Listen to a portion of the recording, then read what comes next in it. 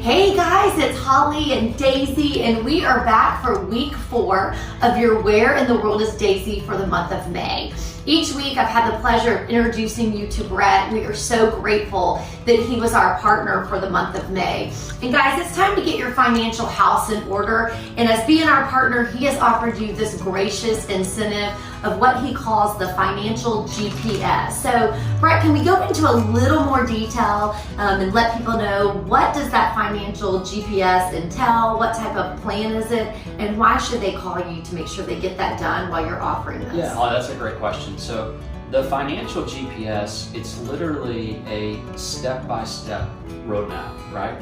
And why it's so critically important is that people need to know, okay, if I stay on the current path that I'm on now, right, where exactly will that take me, right? If I keep doing things just like I am, where will that take me? And so the financial GPS, it allows us to identify what we call a retirement income number, which is the amount of money someone needs to have set aside to live their retirement years in dignity, okay? And that's critically important.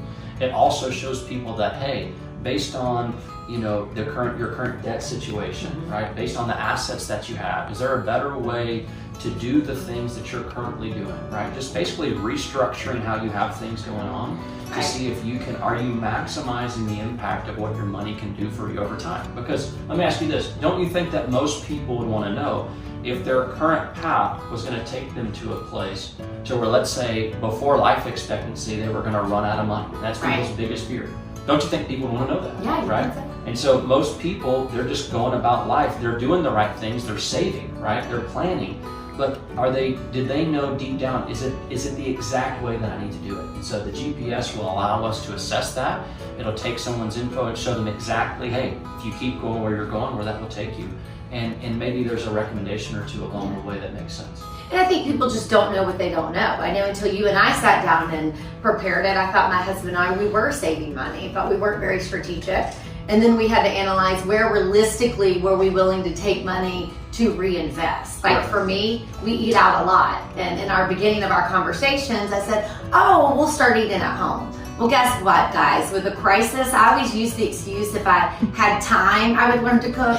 I'm never going to cook. Like, I've been a great stimulus for restaurants through this past 8 to 12 week period. So there's certain things, but it's nice to have that roadmap, and it was very eye-opening on where we were spending money, and then what were our non-negotiables. Certain things in our life, I'm just not willing to give up, because we're working professionals and it just doesn't fit in our lifestyle. Correct. The thing is, you have to enjoy your life. That's what I tell people. It's not about living in a cardboard box and eating peanut butter and jelly sandwiches your whole life. You have to enjoy life.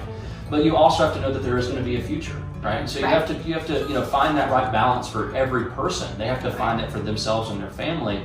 But we educate people, right? And then as a byproduct of the education and the planning, right? I think that can open people's eyes and, hey, really what's out there, what can be done, and figuring out when it comes to your money, what's most important to you. Awesome. Well, guys, Brett, first of all, thank you so much for being our partner. Thank you for having me. It's a pleasure. Guys, I would strongly encourage you to call him today. Do not delay. Take advantage of this month of May promo that he's offering, and have a great week.